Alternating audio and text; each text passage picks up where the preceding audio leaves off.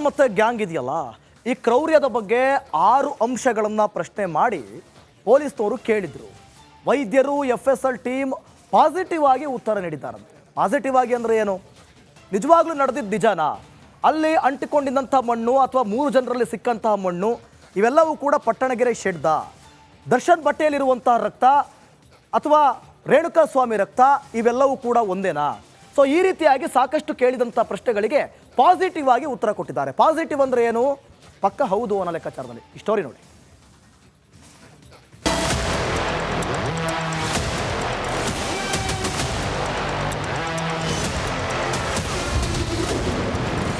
ರೇಣುಕಸ್ವಾಮಿ ಮರಣೋತ್ತರ ಪರೀಕ್ಷೆಯಲ್ಲಿ ಏನಿದೆ? ಪೋಸ್ಟ್ ಮಾರ್ಟಮ್ ವರದಿಗೆ ಖಾಕಿ ಇಟ್ಟ ಪ್ರಶ್ನೆ ಏನು?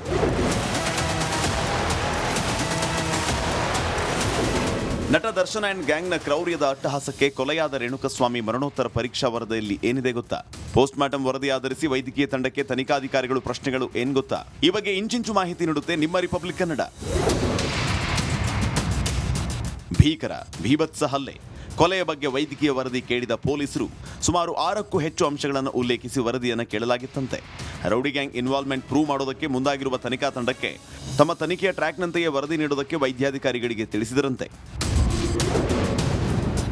ಕಾಕಿ ಕೇಳಿದ 6 ಅಂಶಗಳೇನು? ಕಾಮಾಕ್ಷಿಪಾಳ್ಯ ಪೊಲೀಸರು ತಮ್ಮ ತನಿಖಾ ವರದಿಗೆ ಅನುಕೂಲವಾಗುವಂತೆ ವೈದ್ಯಾಧಿಕಾರಿಗಳಿಗೆ ಮರಣೋತ್ತರ ಪರೀಕ್ಷೆ ಅಭಿಪ್ರಾಯ ವರದಿ ಸಲ್ಲಿಸುವಂತೆ ಕೇಳಿದರಂತೆ.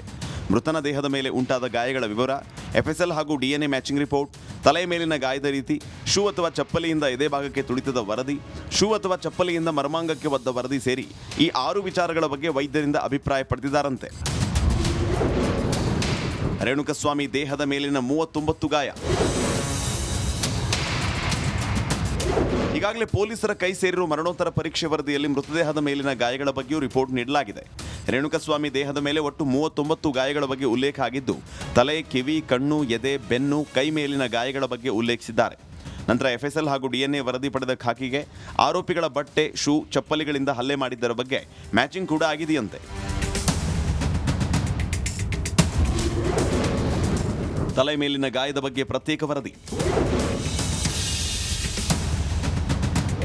ತಲೆ ಮೇಲಿನ ಗಾಯದ ಬಗ್ಗೆ ಪ್ರತ್ಯೇಕ ವರದಿ ಸಿಕ್ಕಿದೆಯಂತೆ. ತಲೆಗೆ ಹೊಡೆಯಲಾಗಿದೆಯಾ, ಚುಚ್ಚಲಾಗಿದೆಯಾ ಅನ್ನೋ ಅನುಮಾನ ಇತ್ತು. ಇದನ್ನು ಕ್ಲಿಯರ್ ಮಾಡಿದ ವೈದ್ಯರು ಡೋರ್ ಹ್ಯಾಂಡಲ್ ಹೊಡೆದಿರುವ ಬಗ್ಗೆ ರಿಪೋರ್ಟ್ ಬಂದಿದೆಯಂತೆ. ಎದೆ ಭಾಗಕ್ಕೆ ತುಳಿದ ವರದಿ ಕೇಳಿದ ಪೊಲೀಸರು. ಇನ್ನು ಎದೆ ಭಾಗಕ್ಕೆ ತುಳಿದಿದ್ದ ವರದಿ ಕೇಳಿದ್ದ ಪೊಲೀಸರಿಗೂ ಈ ರಿಪೋರ್ಟ್ ಕೂಡ ಸಿಕ್ಕಿದ್ದು, ಚಪ್ಪಲಿ ಅಥವಾ ಶೂನಿಂದ ಎದೆಗೆ ಒದ್ದಿದ್ದು ಪಕ್ಕಾ ಆಗಿದೆಯಂತೆ. ಇಷ್ಟೇ ಅಲ್ಲದೆ ಶೂ ಅಥವಾ ಚಪ್ಪಲಿಯಿಂದ ಮರ್ಮಾಂಗಕ್ಕೆ ಒದ್ದಿದ್ದ ಬಗ್ಗೆಯೂ ಪಾಸಿಟಿವ್ ಉತ್ತರವನ್ನು ವೈದ್ಯರು FSL ಟೀಮ್ ವರದಿ ನೀಡಿದೆಯಂತೆ. Nagaraj, crime bureau, Republic Kannada.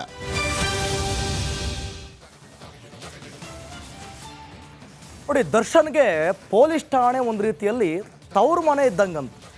ಅಂದರೆ ಜೈಲು ಹಾಗಾದ್ರೆ ಏನು? ಜೈಲು ಒಂದು ರೀತಿಯಲ್ಲಿ ನೆಂಟರು ಮನೆ ಅನಿಸುತ್ತೆ. ಆಗಾಗ ಹೋಗಿ ಬರ್ತಾನೇ ಇದ್ರು. ಪೊಲೀಸ್ನವರು ಕೂಡ ಎಷ್ಟು ಸಲ ಬುದ್ಧಿವಾದ ಹೇಳಿದ್ರು? ಅಷ್ಟೇ ಯಾಕೆ, 2011ರಲ್ಲಿ ಆದಂಥ ಘಟನೆ ಸಂದರ್ಭದಲ್ಲೂ ಕೂಡ ನಟ ದರ್ಶನ್ ಅವರು ವಿಜಯಲಕ್ಷ್ಮಿ ಜೊತೆ ಪ್ರೆಸ್ ಮೀಟ್ ಮಾಡಿದಂಥ ಸಂದರ್ಭದಲ್ಲಿ ತಪ್ಪಾಯಿತು, ಇನ್ನು ಈ ರೀತಿಯಾದಂಥ ಘಟನೆಗಳು ಆಗೋದಿಲ್ಲ, ಫ್ಯಾನ್ಸ್ಗೆ ನಾನು ಒಳ್ಳೆ ಸಂದೇಶವನ್ನು ಕೊಡ್ತೀನಿ ಸಮಾಜಕ್ಕೆ ಅಂತ ಪ್ರಾಮಿಸ್ ಮಾಡಿದರು. ಅಲ್ಲಿಗೆ ಪೊಲೀಸವರು ಕೂಡ ಬುದ್ಧಿ ಹೇಳಿದರು. ಆದರೆ ಖಾಕಿ ಮಾತನ್ನು ಕೇಳಲಿಲ್ಲ ಪೊರ್ಕಿ. ಏನು ಮಾಡಿದ್ರು? ದುರ್ಯೋಧನದಂತೆ ದುರಂಕಾರ ಪೊರ್ಕಿ ಬಂಡತನದ ಮಾತನಾಡಿದಂತೆ. ಏನದು ಅಂತ ನೋಡ್ತೀರಾ? ಹಾಗಾದರೆ ಈ ಸ್ಟೋರಿ ನೋಡಿ.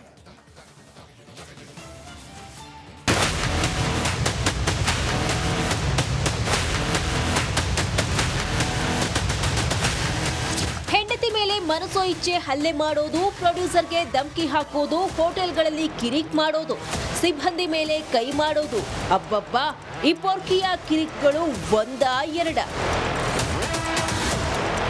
ಅಹಂಕಾರದಿಂದಲೇ ಮೆರಿತಾ ಇದ್ದ ದಾಸ ಒಂದಲ್ಲ ಒಂದು ಕಿರಿಕ್ ಮಾಡಿಕೊಳ್ತಿದ್ದ.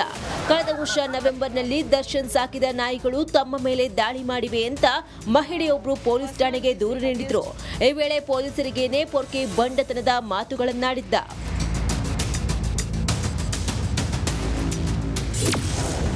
ಪೊಲೀಸರಿಗೆ ಆವಾಜ್ ಹಾಕಿದ್ದ ಪೊರ್ಕಿ. ನಾಯಿ ದಾಳಿ ಮಾಡಿದ ಕೇಸ್ನಲ್ಲಿ ನೋಟಿಸ್ ಕೊಡೋಕೆ ಅಂತ ಪೊಲೀಸರು ದರ್ಶನ್ ಮನೆಗೆ ಹೋಗಿದ್ರು. ಈ ವೇಳೆ ಸೆಲೆಬ್ರಿಟಿಯನ್ನು ಅಹಂ ನೆತ್ತಿಗೇರಿಸಿಕೊಂಡಿದ್ದ ಪೊರ್ಕಿ ಪೊಲೀಸರಿಗೇನೆ ಆವಾಜ್ ಹಾಕಿದ್ದ.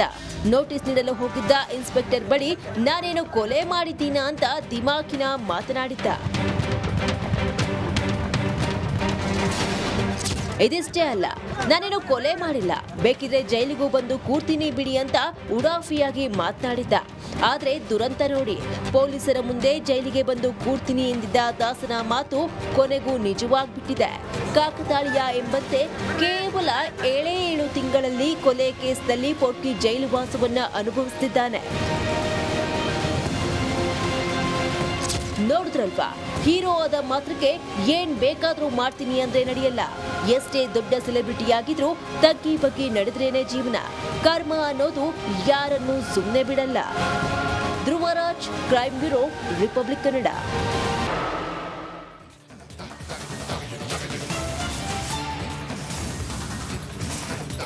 Welcome back.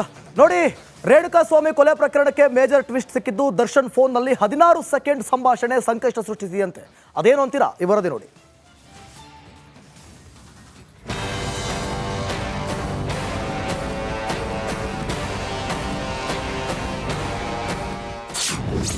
ಎರಡು ಫೋನ್ ಕಾಲ್ ನಡೆದು ಹೋಯ್ತು ದುರಂತ. ದರ್ಶನ್ ಪವಿತ್ರಾಗೆ 16 ಸೆಕೆಂಡ್ ತಂದ ಸಂಕಷ್ಟ.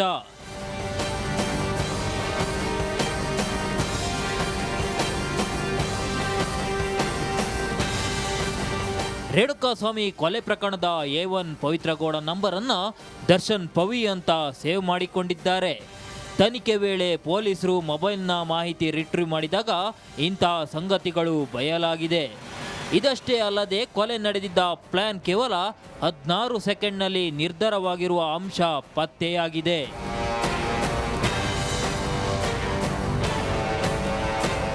ಕೊಲೆ ಬಳಿಕ ದರ್ಶನ್ ಮತ್ತು ಪವಿತ್ರಗೌಡ ಸಂಭಾಷಣೆ ಚಾರ್ಜ್ ಶೀಟ್ನಲ್ಲಿ ಉಲ್ಲೇಖವಾಗಿದ್ದು, 3 ದಿನಗಳಲ್ಲಿ ದರ್ಶನ್ ಮತ್ತು ಪವಿತ್ರ ಮಾತನಾಡಿದ್ದು ಕೇವಲ 16 ಸೆಕೆಂಡ್ ಸಂಭಾಷಣೆ ಅಷ್ಟೇ. ಆದರೆ ಇಬ್ಬರ 2 ಫೋನ್ ಕಾಲ್ನಲ್ಲಿ ಇಡೀ ಕೊಲೆ ಷಡ್ಯಂತ್ರ ಬಯಲಾಗುತ್ತದೆ. ದರ್ಶನ್ ಮತ್ತು ಪವಿತ್ರಗೌಡ 2 ಮೊಬೈಲ್ ರೇಣುಕಾಸ್ವಾಮಿ ಕೊಲೆ ಕೇಸಿನ ಮೋಸ್ಟ್ ಇಂಪಾರ್ಟೆಂಟ್. ಚಾರ್ಜ್ ಶೀಟ್ನಲ್ಲಿ ಉಲ್ಲೇಖವಾಗಿರುವ ಎಕ್ಸ್ಕ್ಲೂಸಿವ್ ಡೀಟೇಲ್ಸ್.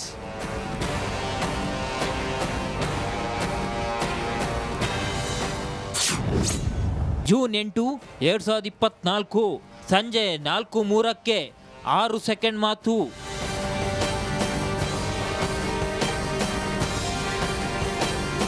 ಹೌದು, ಜೂನ್ 8, 2024 ಸಂಜೆ 4:03 6 ಸೆಕೆಂಡ್ನಲ್ಲಿ ದರ್ಶನ್ ಹಾಗೂ ಪವಿತ್ರಗೌಡ ಮಾತನಾಡಿದ್ದಾರೆ. ಬಾ ಶೆಡ್ಡಿಗೆ ಹೋಗ್ಬೇಕು ಎಂದು ಪವಿತ್ರಾಳನ್ನ ದರ್ಶನ್ 6 ಸೆಕೆಂಡ್ನಲ್ಲಿ ಕರೆಯುತ್ತಾರೆ.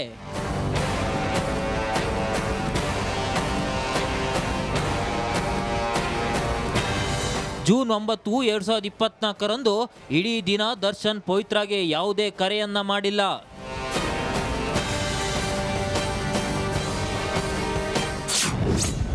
ಜೂನ್ 10, 2024 ಬೆಳಿಗ್ಗೆ 10:33 10 ಸೆಕೆಂಡ್ ಮಾತು.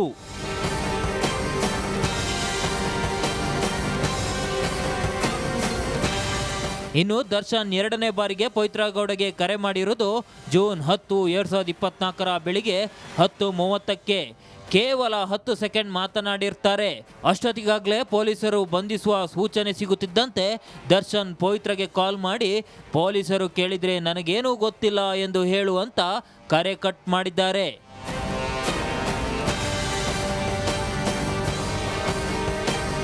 ಇಷ್ಟೇ ಸಂಭಾಷಣೆಯಲ್ಲಿ ರೇಣುಕಾಸ್ವಾಮಿ ಎಂಬ ಸಣಕಲು ದೇಹದ ವ್ಯಕ್ತಿಯ ಕೊಲೆ ನಡೆದು ಹೋಗಿರುತ್ತೆ. ಹೇಮಂತ್ ಎಂಬುವರ ದಾಖಲೆ ನೀಡಿ ದರ್ಶನ್ ಸಿಮ್ ಬಳಸುತ್ತಿರುತ್ತಾರೆ. ಈ ಸಿಮ್ ರಿಟ್ರೀವ್ ಮಾಡಿದ ಪೊಲೀಸರಿಗೆ ಈ ಸಂಭಾಷಣೆ ಸಿಕ್ಕಿದೆ. Nagaraj, crime bureau, Republic Kannada.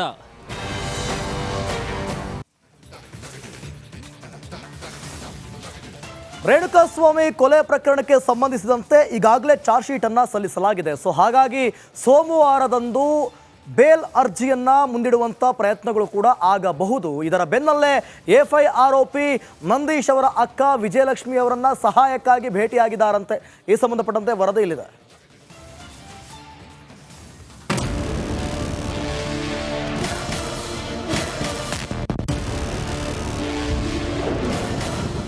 ಸೋಮವಾರ ಕಾಟೇರ ಬೇಲ್ ಅರ್ಜಿ ಸಲ್ಲಿಕೆ.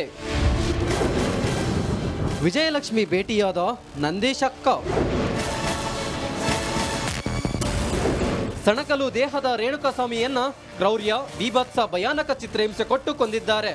ಒಂದು ಕಡೆ ದರ್ಶನ್ಗೆ ಬೇಲ್ ಕೊಡಿಸಲು ವಿಜಯಲಕ್ಷ್ಮಿ ಪರದಾಡುತ್ತಿದ್ರೆ, ಇನ್ನೊಂದು ಕಡೆ ಇನ್ನುಳಿದ ಆರೋಪಿಗಳ ಕುಟುಂಬದವರು ತಮ್ಮ ಮಕ್ಕಳನ್ನು ಬಿಡಿಸಲು ಕಣ್ಣೀರಿಡುತ್ತಿದ್ದಾರೆ.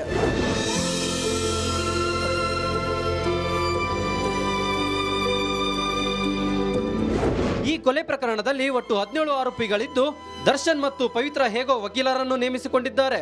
ಆದರೆ ವಕೀಲರನ್ನು ನೇಮಿಸಲಾಗದೆ ಎಫ್ಐ ಆರೋಪಿ ನಂದೀಶ್ ಕುಟುಂಬ ಪರದಾಡುತ್ತಿದ್ದು, ಇದೀಗ ದರ್ಶನ್ ಪತ್ನಿ ವಿಜಯಲಕ್ಷ್ಮಿಯನ್ನ ಸಹಾಯಕ್ಕೆ ಸಂಪರ್ಕಿಸಿದ್ದಾರೆ.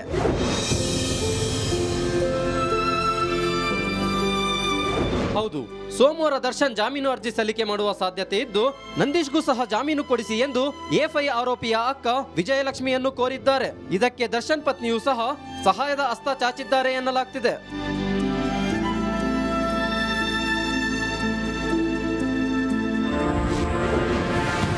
ಗಣೇಶ ಹಬ್ಬದಂದು ಪರ್ಕಿಗೆ ಟಿವಿ ಭಾಗ್ಯ. ಇತ್ತ ಗಣೇಶ ಹಬ್ಬದಂದು ಬಳ್ಳಾರಿ ಸೆಂಟ್ರಲ್ ಜೈಲಾಧಿಕಾರಿಗಳು ದರ್ಶನ್ಗೆ ಟಿವಿ ನೀಡಿದ್ದಾರೆ. 32 ಇಂಚಿನ ಹೈಯರ್ ಕಂಪನಿ ಟಿವಿ ಜೊತೆ ರಿಮೋಟ್ ಕೂಡ ಕೊಟ್ಟಿದ್ದಾರೆ. ದರ್ಶನ್ಗೆ ಹೇಗೋ ಟಿವಿ ಸಿಕ್ತು, ಆದ್ರೆ ಕಣ್ಣೀರ ಸ್ನಾನದ ಯಾತನೆ ಮುಂದುವರೆದಿದೆ. ಹೌದು, ಬಳ್ಳಾರಿ ಜೈಲಿನಲ್ಲಿ ಸ್ನಾನಕ್ಕೆ ಬಿಸಿ ನೀರಿನ ವ್ಯವಸ್ಥೆ ಇಲ್ಲ. ಹೀಗಾಗಿ ದರ್ಶನ್ ಜೈಲ್ ವ್ಯವಸ್ಥೆಗೆ ಅಡ್ಜಸ್ಟ್ ಆಗಿದ್ದಾರೆ. ಮಾದೇಶ್ ಜೊತೆ ರೇಣುಕಾರಾಧ್ಯ, ರಿಪಬ್ಲಿಕ್ ಕನ್ನಡ.